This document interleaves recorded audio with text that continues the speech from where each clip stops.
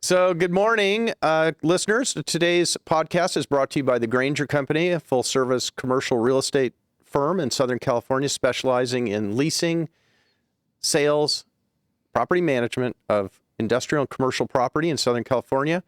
Today we have a very, very special guest, a good friend of mine, John Davis from Avalon Gardens Community Association. So John, welcome. Thank you so much for joining us. It's really an honor to have you here. You've been such a big help and a window into the community that I've owned real estate in for a long, long time, and really never got a chance to meet many of my neighbors, which you have allowed me graciously to join your what is it, monthly meetings that you have at Avalon Gardens. So, John, I'd like to start out. I didn't really know much about Avalon Gardens, the organization. Why don't you tell us a little bit about how you got involved in it and what is it doing? Okay, well, thank you. First thing, thank you for allowing me here. Avalon Gardens has been around about over 50 years. It started as a school, which is Avalon Gardens Elementary School. July 1st, 1950, the school was built. Our homes around it came in as tract homes for veterans, 1942. So those folks been active before I was thought of. I got involved when I was school site council president. I used to go to their meetings, sit in, and give a little report of what the school was doing. And then as time went on, the crowd started dropping, and I got with the president and said, hey, let me get involved. So I started passing out flyers. Then I started helping her on bringing in folks in. And then one day she said, well, no, John, I've been doing this for a long time. I'm not going to run again. And why don't you think about it? And to be honest with you, Mark, it went into the right ear, came out the left. Then she had asked me again, and she said, you know what, seriously, you should consider it. So, okay, well, at that time, I figured the vice president and everyone else is probably going to run. I'll probably lose. Not worrying about it. I'm still school site council president. And to be honest with you, I kind of like what I was doing. I was dealing with the school, working with the kids and working with the parents. I end up running and winning. So when that happened, we already, when I just went on through my hat in, we was already putting a game plan together. So when I actually won, we went right to work on a lot of things. And so one key thing that, when we was running for it, we had to do a speech, just like a normal, election. One key thing I told the crowd, that the audience, the residents, and everybody else, that it's going to be with accountability. It's going to start with me, it's going to start with you, and it's going to start with the people that serve your community. And since then, I'm still president, so I guess they still like me. Yeah, I think you're doing a great job. Now, a couple of things, audience, that I think you should know about, John. This meeting happens once a month. Yes. On generally, is it a Tuesday or Thursday? I forgot I now. usually do it on a Wednesday. A Wednesday, okay. But I mix it up for everyone because everyone cannot make it on a Wednesday. So we might do one on a Saturday. I think sometimes you have a call-in. Call Connect. So those who cannot make it, we do a Call Connect. So Call Connect, they love that better than sometimes the in-person meeting because you're not on Zoom. You just call in, put your access code in, and you're on live. Right. So the goal of this community organization, and I was really struck when I've gone to these meetings that what a tight-knit community that is, and they have a lot of concerns about just a host of issues. So right now, sort of what's I know one of the things you've been working on forever is to have the streets redone, or a portion of the streets redone up by Avalon. You're doing either the east or the west side right now. Is that right? Right. One of the issues that community been having is just getting basic service. So when I became president, one of the key things was to go back, to make sure that this, those services that the residents, homeowners, renters, those services are being met. And one key thing was we did was for the school was a crosswalk. We have a and is that the new sort of lighted crosswalk that flashes and so on there? We have a crosswalk guard, but we needed some flashing lights, so that was something I put in place. And then second was the streets. One side of the streets get done, but somehow the other side don't get done. So are you talking, just so I'm understanding, are you talking about like literally one half of the street is done, but they don't finish the other half? Well, what happened is they do one portion of the street, it's complete. Then you're like, okay, what about the other side? Oh, well, we're getting to it, and it'll be a delay. So one of the key things I did was I made sure that it'd be complete. And that was going into talking to Public Works and making sure that these projects is on their calendar. And that was for one of the learning curves that I learned was, it's easy to tell you that, hey, Mark, you know what? Don't worry. Street's going to get done. It's going to get done. Don't worry. But it's not on the calendar. Right. So I need to make sure that's on the calendar, what date, year is being projected to start the process. And then I started doing a little bit more homework because when I realized it's not just our communities, it's a lot of other communities, these streets have not been done over 30 years. Yeah, that is an amazing thing. Now, one thing I've really enjoyed doing with you several times, John, is you do a neighborhood walk. Community walk. And you go out in the community maybe for an hour, oftentimes with different county departments. Right. Sometimes it's the planning department, sometimes public works, sometimes it's whatever, law enforcement. And I'm struck by a couple of things. One is how many people know you on the street that come out and say, hi, John, how you doing? And thanks so much for getting this or that done. But I've found from a business person's point of view or real estate person's point of view that you actually see the community that you're sort of adjacent to. Right. Because I think for far too long, John, the business community and the residential community have really been knocking heads over various, things that have been going on. And there's very little communication between those two groups. And I have found that when they actually sit down and start talking about things, they really oftentimes want the same thing. Right. And I just commend you so much for providing that access to that. So let's talk about another issue, which I know is a big matter in that area, which is the RV campments, the homeless campments. How are we doing on that front? Is that getting handled, or do you feel like they're making some progress, or what's your feeling on that? Yes, they're making progress. One of the things that I did, and I this is me, I got with all the community leaders, sat down with them once a month. We could have a thing where we get all of us together and we talk about the encampments and the homeless and what can we do. With the homeless, they have all these services that come out, get them help. And then those who want the help, they get the help. They say, okay, I'm going to take the help.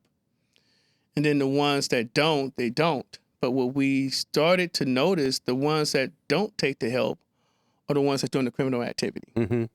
So it was 3 areas that we really pointed out, and we called them the danger zone. And the reason why we did that, and the reason why I named it the danger zone, to have the officials, our officials, to act fast, quick, and to clean those areas up. Mm-hmm. And for instance, Redondo Beach got cleaned up. Part of Broadway got cleaned up. Now, Redondo Beach took something like 5 years to clean that because up. We kept putting pressure. And, when I start saying, hey, that's the danger zone, no politician wants to hear that. Mm-hmm. Say, hey, well, what do you mean? And but that was to push them to get to clean it up. And so I named the 3 areas the danger zone until they clean it up. Now, what areas are those, just for our listeners, what areas are we talking about? Compton Boulevard. So Broadway. That would be Compton Boulevard from like Figueroa to Avalon? To Avalon, right. and Broadway, and then Redondo Beach. But So Broadway would be from the border of Carson north up to what, the 105? to the 105. Yeah. And then Redondo Beach. But Redondo's been cleaned up. So That was a huge problem. huge Yes. project. Yes, it was. And I felt bad for the group East Gardena because they suffered. Because the RVs moved to that area. And they So just so listeners, one of the things I'm negligent in doing here is we introduced you, John, in Avalon Gardens, but what area are we talking about now in the city or in the county of Los Angeles? Avalon Gardens Community Area is what area is that sort of geographically? Well, the south of the 105 to let's back it up. It'd be Willowbrook. So Willowbrook would fall from the 105 station all the way to pretty much by the 110. Mm-hmm. So that'd be a portion of Willowbrook, where the Martin Luther King Hospital, they're considered Willowbrook, and then and towards to the 110. So where the area where we at, we always say we are on the back end of it, because when you go where the transit station and that starts at the Rosa Park there to the Kenneth Hahn station, that's Willowbrook, more where Martin Luther King Hospital. And then as you further go back, going towards where we at, we always consider ourselves the back end, because everyone looks at, where the sea line starts as all the activities and all the things that Now go you're on. talking about the Metro Sea line, right? Okay, and that's we're going to touch on some of the zoning things that are going on in your neighborhood, but so the sheriff station that services this area, because I know copper theft, which is a lot in the news now, has become a big thing down there. A lot of the street lights are inactive. A lot of the businesses are, there's a lot of this copper theft going on. So the sheriff's station that deals with this is Century Station, right? Right. And that is where? On Imperial and... That'd be Imperial and Alameda. Okay. So that's sort of the upper north end of Avalon, the Avalon community area. Right. Okay. So getting back to your community walks, you're taking the walks around. What's been your experience with the departments that are going out there with you? Are they receptive to these things, or to be are they effective? What do you think? Let me tell you, that was one of my initiatives. That's my first initiative was community walks. They love it. I love those community walks. I tell residents to get involved in those community walks, because when we do our community meetings, it's in the evening time. And you know that. When they come out and the folks say, hey, we got a pothole here or something's going on over here, those folks say, okay, well, look, I'm going to write it down and we're going to get someone on it. It's in the evening time. We're talking about the next day. But when I do these community walks, they actually see what's going on. And we point out certain things that they don't see. Sometimes I point out things like, hey, this is new, So it gives, it opens up a conversation. It opens up a lot of things on what goes on. You actually see in a community, you actually walking something that I see on an everyday basis. I live in the community, so I see certain things that you don't see. Yep. But as you walking these areas, you're appreciative to seeing things like, wow, okay, I truly understand what goes on. Then when you come to community meetings, you feel relaxed. You can answer those questions. Like if Miss Johnson say, you know what, there was some street lights that was out, Purple Work say, you know what, I know we already dealt with it. We saw it. We took care of it. Yep. So it makes it good. And law enforcement comes out, our CHP comes out, even some of the representatives, the assemblymen, and some of the Well, you've had a couple of, I know that Holly Mitchell's been to your meetings. Right. Her representatives are there almost every meeting I've been. There's different deputies that have been there over the years. You've had a lot of different department heads there. You've had the planning department. I think, what's the gentleman's name? Is it Lulu Delua? I'm trying to think of her planning department person that was there at one of the meetings. I'll think of it in a second. But it's interesting that you're able to draw so many of these people to the communities. I think that's so important, Right. For there to be an interface. A lot of times, I think the folks that are working for the county, and by the way, Avalon Gardens is unincorporated LA County. You don't have a city government organization, so Right. you're dealing with the supervisors. And, that's a massive organization. They got a million things going on. It's a huge geographic area. And I think it's very important for those departments to actually get on the ground and see what's kind of going on in some of these areas. Right.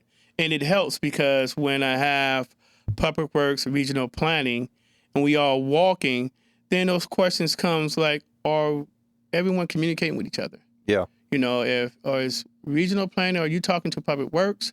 Public works, are you talking to regional planning? Is the, for instance, Holly Mitchell, is your folks talking to these entities? Is community talking to these entities? Because it's like if you do one thing, somehow the rest of the folks don't know. Yeah. So we all have to be on the same page. Exactly. One of the things that I experienced in these meetings, and I think that's the average citizen, it kind of goes home, complains about the government, but they don't really get involved with their government officials. We live in the largest county in this country. It's a huge organization, and I think a lot of times it's sort of this silo effect. People get into their little worlds, and they really don't know anybody that's in these groups, and they don't know anybody in the community, and they don't really know who to complain to, or not complain, but talk to about their concerns and issues. And I think that's really one of the nice things about your organization is it takes things down to a more manageable level.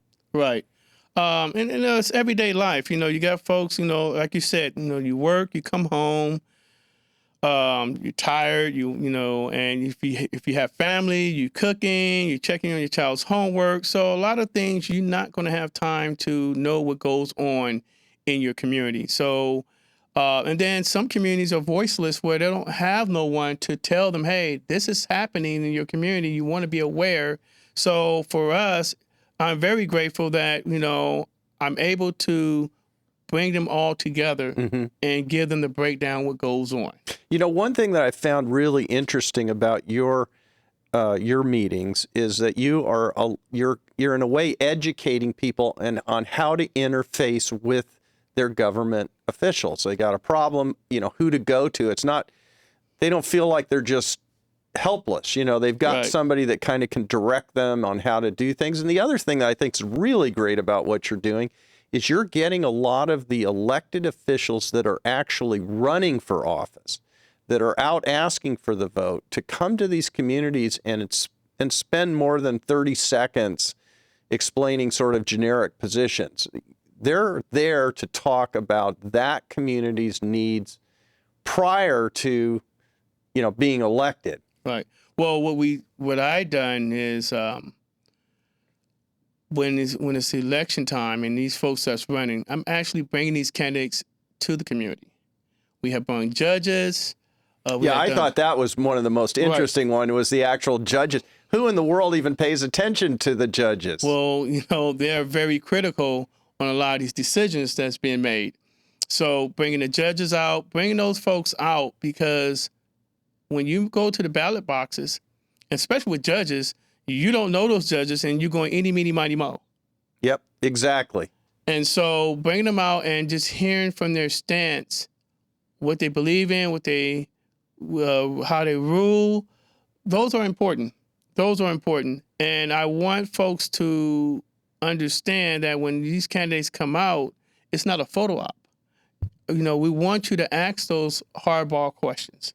When we did the debate, we had our own moderator, and it was, the questions that was asked, it's just questions from folks that lives in the area and that see everything that goes on. And those are the things that we will always continue to do, is bring these folks out to the community and give the community an opportunity to hear these candidates.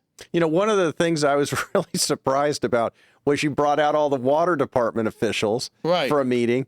And who knew that there were 3 water departments that served this neighborhood? One of them was an extremely small, old water department that, you know, that really wasn't, nobody had even really heard of. And, you know, half the community was served by one organization and another by another. And, you know, nobody knew who was talking to each other. So.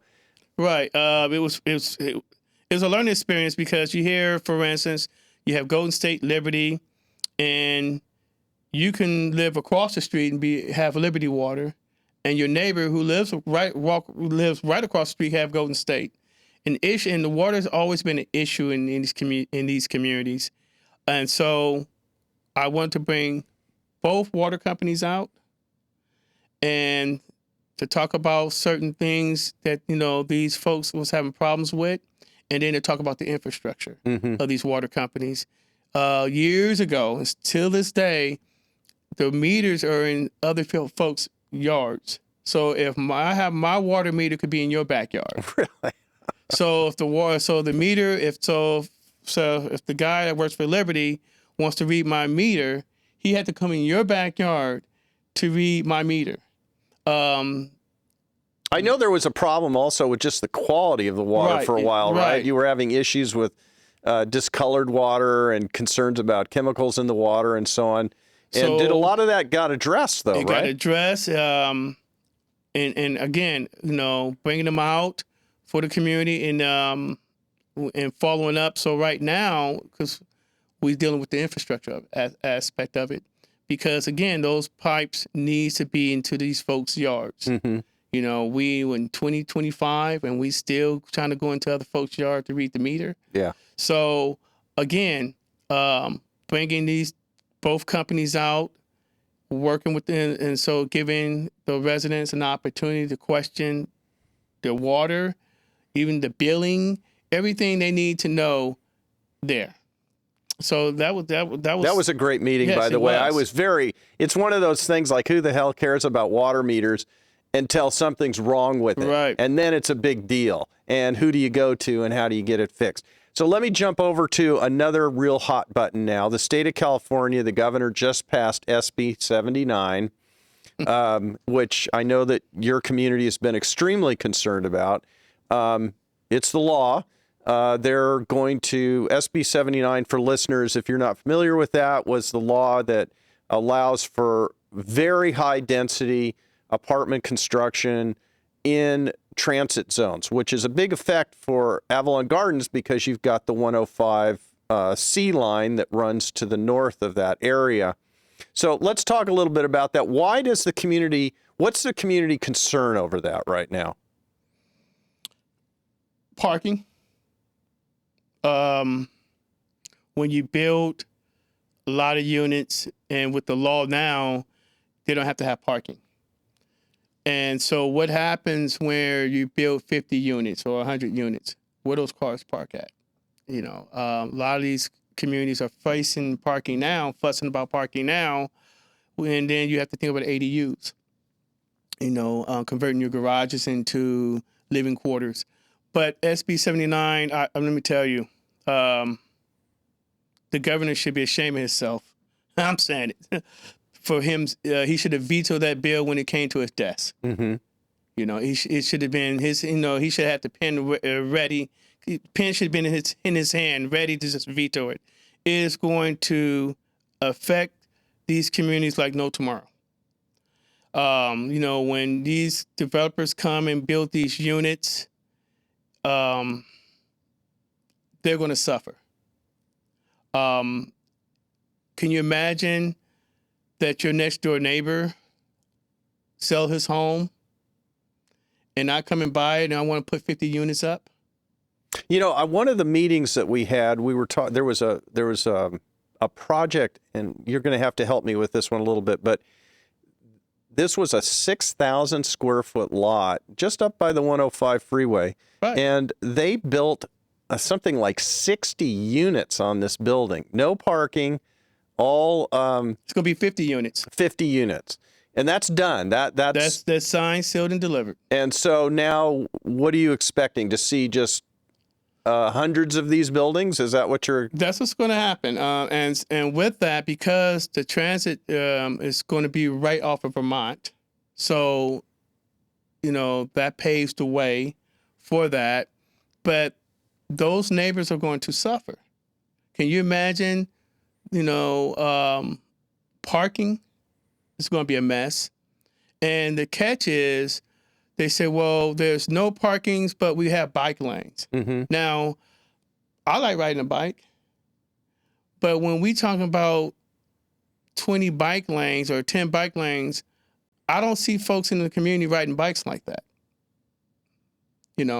I'm not going to work in a 3-piece suit, hopping on a 10-speed, Mm-hmm. riding my bike, trying to get on the sea line. Right. That don't happen. Do you envision that though? Let me just take the counter argument to that. So the county is talking about building 5 million units or some number. I've lost track of what the number is, but it's hundreds of thousands of units. How are they going to do this if they're not doing something like this? And if you were in charge of everything, how would you do it differently? First thing, we ain't building no units.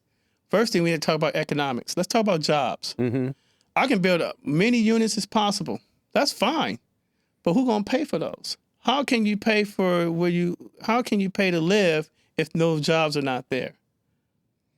First order of business I would do, I want an economic report.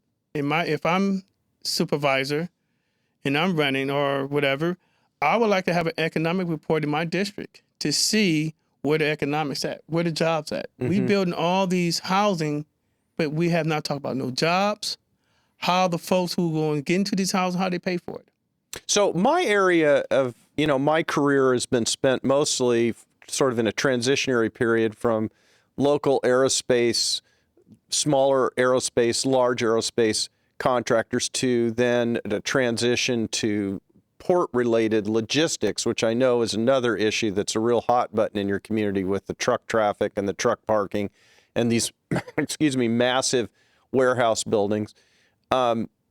Most of the people that I interface with as far as representing and tenants or so on are smaller businesses. Right. So your goal is really, since we're segueing into business, is what kind of industry do you want to see in these neighborhoods as a resident? What are you looking for? I'm looking to improve the area for these residents, business-wise. We know that part of the area has to be industrial. That's a fact. It's a policy that's stated.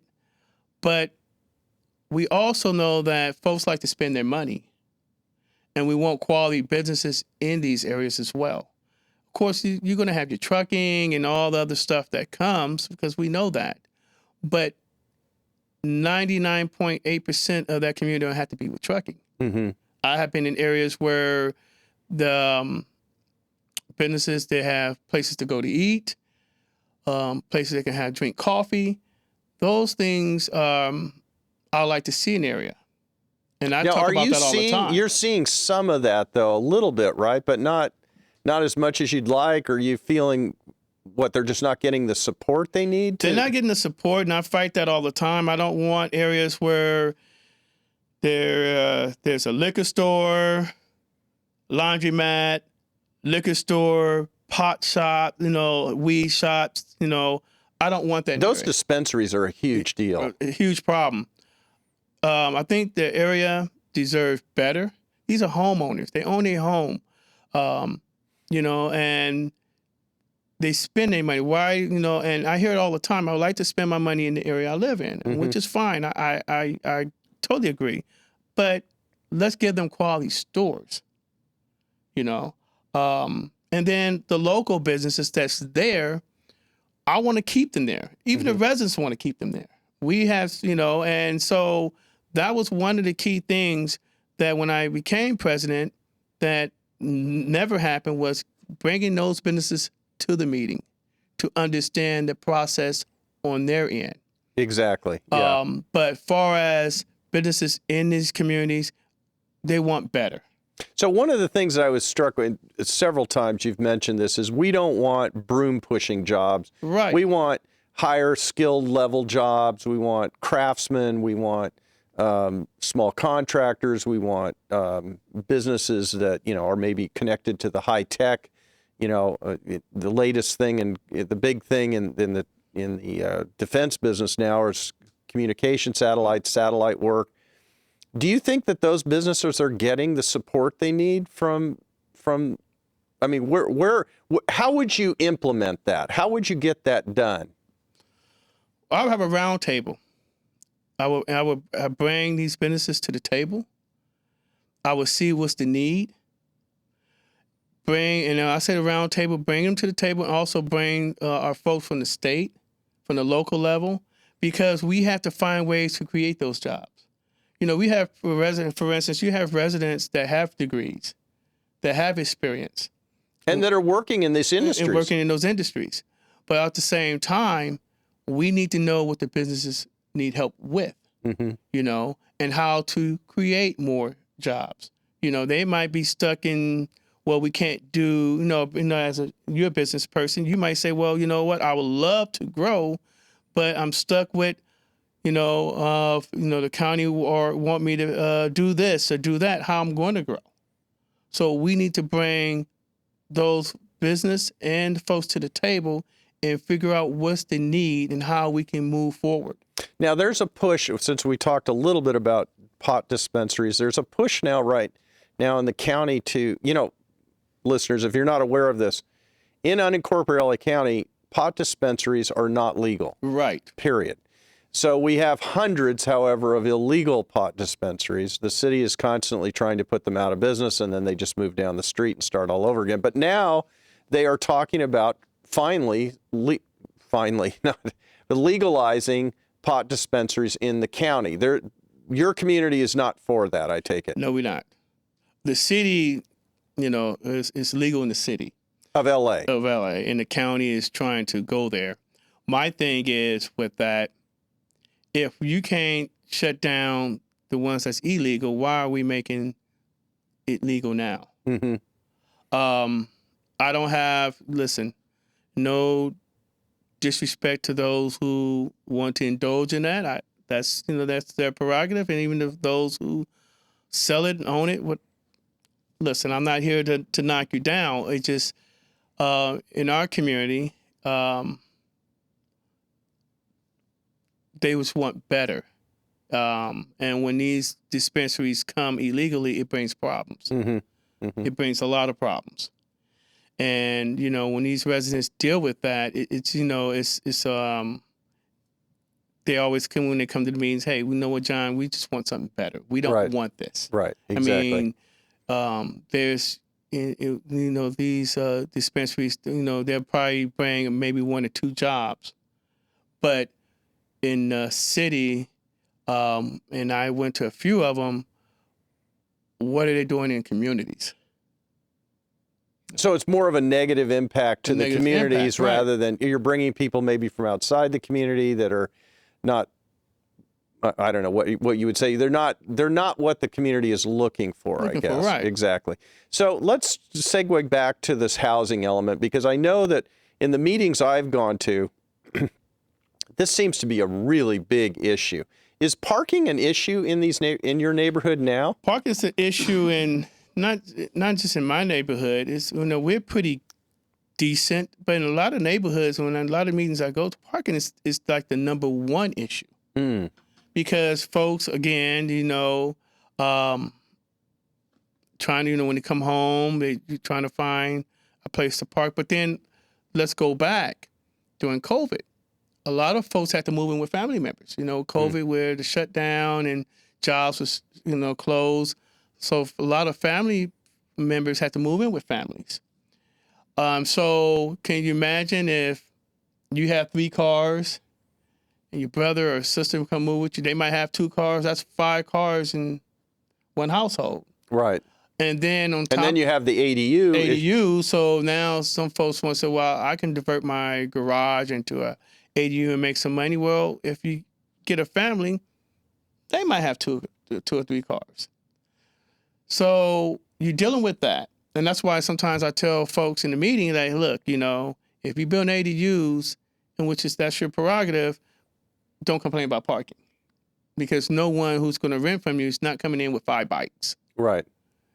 So you worry about that, but then with the housing element and you building all these units with no parking, where they supposed to park? So my question, in your neighborhood, if you wanted to go carless, if you wanted just to be a walk street community, it'd be pretty difficult, right? Because the nearest grocery store to Avalon Gardens Elementary is up by 100. It's El Salgado and Avalon. So that's quite a ways, right? You couldn't walk there. Well, the thing is, for good exercise, if you wanted to walk there just to buy a couple of things to hold in your bag or, ride a bike. But realistically, if you want to be in a neighborhood where you can eliminate cars, you have to understand that the bus system, some of these neighborhoods and some of these communities, the bus system rerouted. I was going to ask you about the bus system. The bus system is there a bus line that goes up Avalon? Is that the main line? It's called the 51, so that go up Avalon, and we used to have another one off of San Pedro called the 81. They eliminated that one. So is that just for budgetary reasons, or did they just not? There was not enough traffic on it? Not enough traffic on it.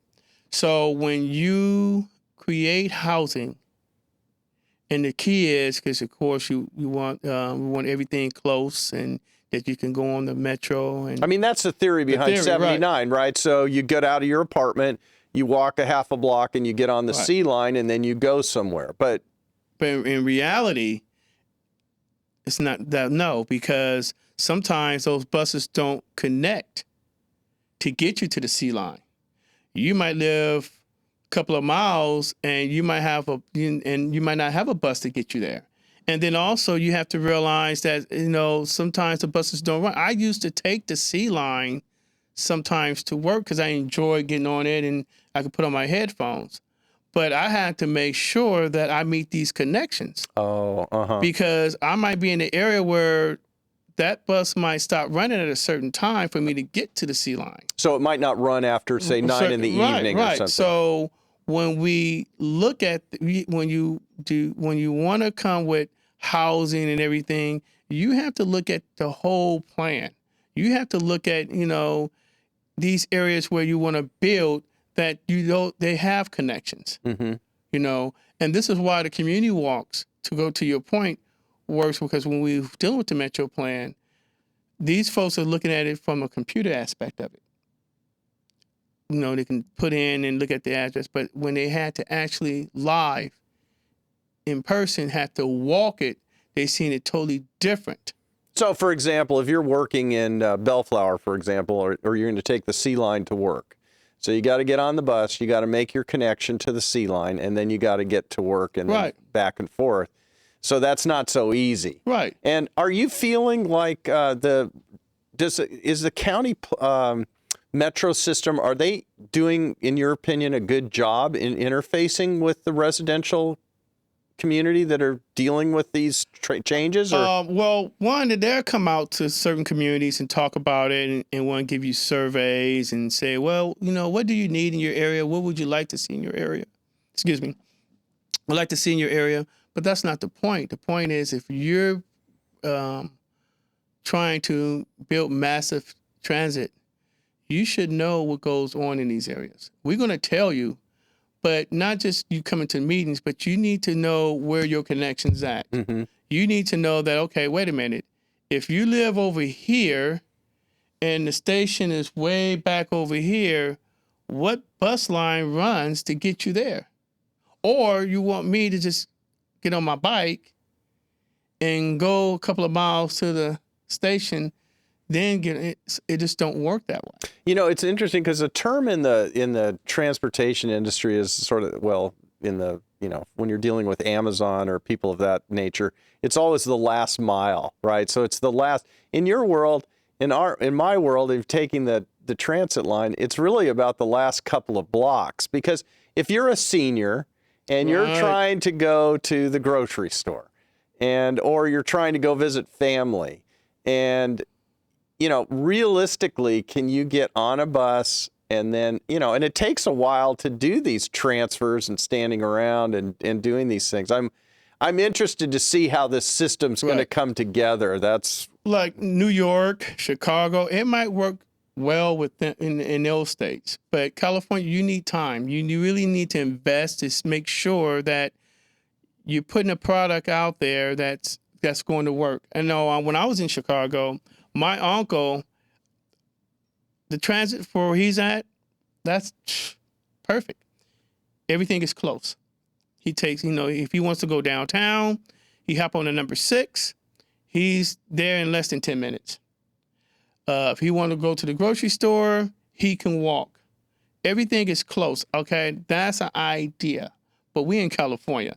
it's just a long way. Right. And so if your job is a distance, I was with a guy yesterday, and he was saying how it took, he can hop on the train to go to his job, about, 3 trains. It took him about 3 hours. Really? It took about 3 hours to stop and hop on another one and another one. When if he gets in his car, it's going to take him no more than an hour and a half. And that's the trade-off. That's the trade-off. So, again, when we want to create these massive transportation things, we have to make sure we do our due diligence to do the work to make sure that in these areas that there are connections. And maybe the other answer is, hey, if you're going to have this high level of density, you want to keep the businesses that are employing these people close. Right. We're not trying to, the goal is to keep the businesses here that employ people so you're not having to have them travel so far in the first place. Right. And before we talk about high density and what you want to build, make sure there, I'm going to go right back to what I was saying, economics. You want to make sure there are jobs. Because one thing to build and housing for folks, but building it, how the folks going to pay for it? Rent is not cheap. So when you want to build something, make sure there are jobs that those folks can pay where they live. Right. So you had mentioned Avalon Gardens Community Group. Right. You've got Athens Park. Athens Park. So in our area, we got Avalon Gardens Community Association. We got East Gardena. You got Athens. It's called Athens Park, but it's called Athens Concerned Citizens. We got the Brook. They're over here by Martin Luther King. West Rancho Dominguez, East Rancho Dominguez. So, and I hope and please forgive me if I'm missing someone, but you got a lot of these Westmont. So you got at least 8 community groups within a wide range of the unincorporated. So your next meeting is going to be in November?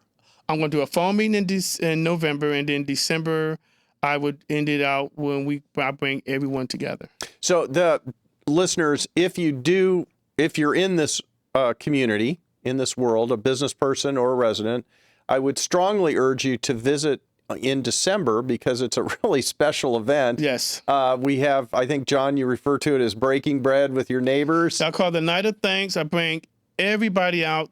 Everybody. I bring the sheriff, the CHP. I bring everybody out. It's we're gonna put everything aside, and I want folks to know, the folks that works in your area.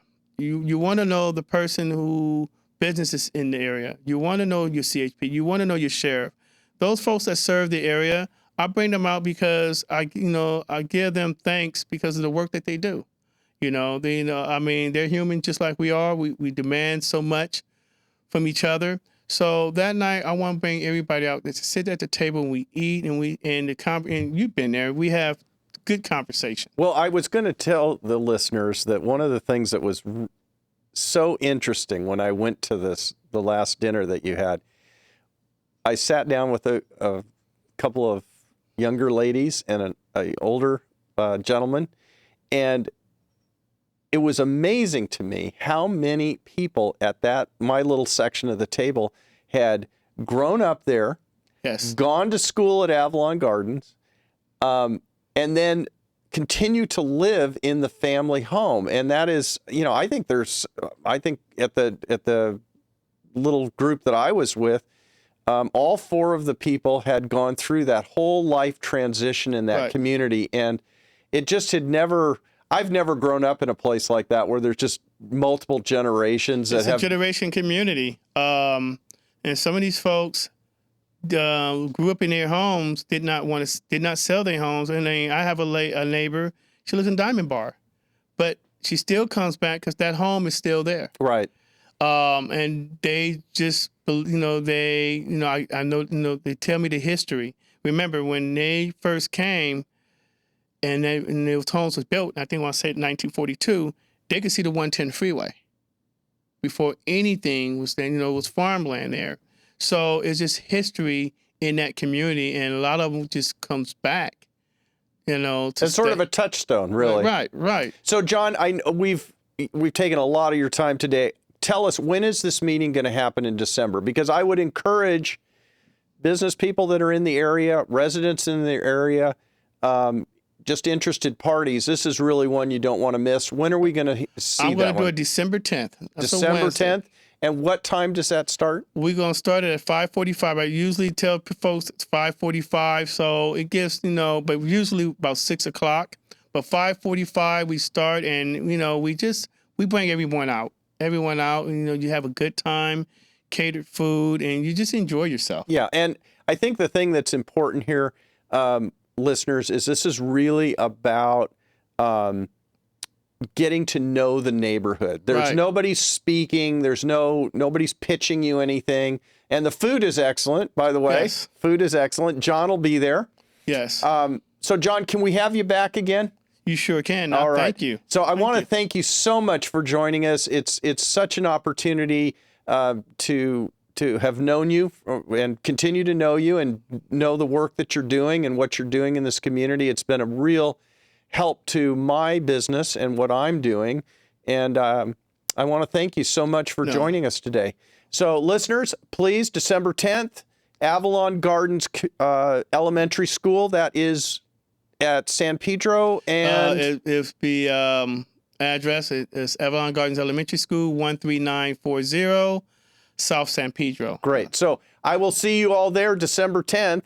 Be sure to say hello to myself and be sure to say hello to John. So thank you again, John. Thank you, sir. I appreciate you.